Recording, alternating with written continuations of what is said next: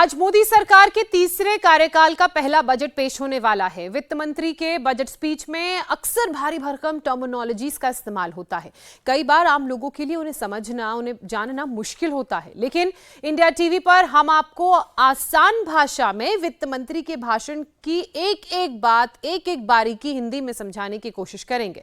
सबसे पहले आपको बताते हैं कि सरकार के लिए बजट का पैसा आखिर कहां से आता है। जो सरकार के पास बजट होता है, आप हजारों करोड़ की बजट की बात सुनते होंगे, उस बजट का पैसा कहां से आता है, उस इनकम का सोर्स क्या होता है, वो आपके लिए समझना बहुत जरूरी है। तो ग्राफिक्स के जरिए मैं आपको समझाने की कोशिश करती हूं कि दरअसल सरकार के पास जो बजट है, जो धनराशि है जिसे एलोकेट किया जाता है, वो कहां से आता है। देखिए, जो इनकम टैक्स लोगों से वसूला जाता है उससे 19% राशि आती है, यानी कि 11.56 लाख करोड़। इसके अलावा जीएसटी जो वसूला जाता है उससे 18% राशि आती है, यानी कि 10.68 लाख करोड़। और ऐसे बहुत सारे और सोर्सेज हैं जिससे पैसा आता है, सब्सिडी से, रोजाना खर्च से, पेंशन, वेतन, अन्य ये जो तमाम ऐसी चीजें हैं जिससे पैसा आता है। लेकिन पैसा जब आता है तो जो अमाउंट है वो जुड़ता है। अब आपके लिए ये भी समझना जरूरी होगा कि पैसा खर्च कहां होता है।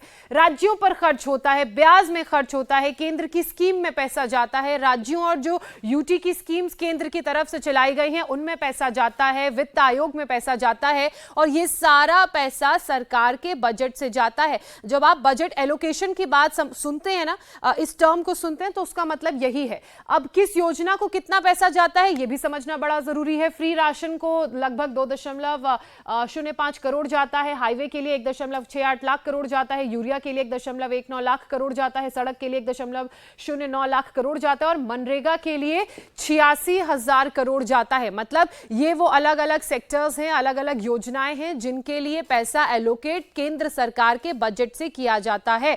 अब किस राज्य को कितना पैसा मिलता है बजट में, वो भी जान लेना बड़ा जरूरी है। राज्यवार हम आपको बता रहे हैं। बिहार को 1.22 लाख करोड़ रुपया केंद्र की तरफ से एलोकेट किया जाता है। उत्तर प्रदेश की बात की जाए तो उत्तर प्रदेश को भी, राज्य को सबसे बड़ा राज्य है, उसको भी एलोकेट किया जाता है। आंध्र प्रदेश को 49.36 हजार करोड़ रुपए केंद्र की तरफ से एलोकेट किया जाता है। महाराष्ट्र को 77.05 हजार करोड़ रुपए केंद्र सरकार एलोकेट करती है। झारखंड की बात की जाए तो 40.33 हजार करोड़ रुपए केंद्र की तरफ से झारखंड को पैसा जाता है। हरियाणा को 13.33 हजार करोड़ जाते हैं। और इस बार खासकर हरियाणा, महाराष्ट्र की जनता के लिए क्या बड़े ऐलान किए जा सकते हैं उस पर भी नजर रहेगी।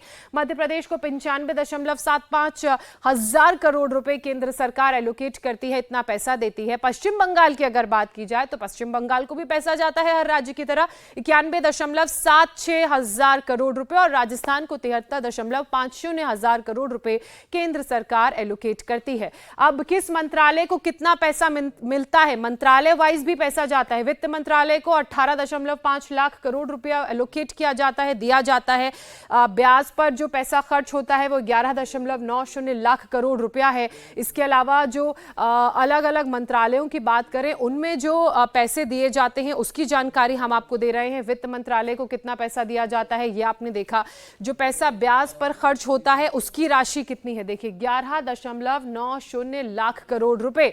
और यही कारण है कि बड़ा स्ट्रेटेजिकली सोच समझकर एक एक पैसे को कैसे एलोकेट करना है ये कैलकुलेट किया जाता है, क्योंकि ये सबसे बड़ी चुनौती भी रहती है। अब रक्षा मंत्रालय की अगर बात की जाए तो रक्षा मंत्रालय को 6.2 लाख करोड़ रुपए दिए जाते हैं जो सैलरीज में, पेंशन में जाते हैं, 3.31 लाख करोड़ रुपए। इसके अलावा सैलरीज और पेंशन की अगर हम बात करें तो आप देखेंगे खासकर जो आर्मी सेक्टर है, जो लोग रिटायर होते हैं उनकी सैलरीज जाती हैं, उनकी पेंशन्स जाती हैं।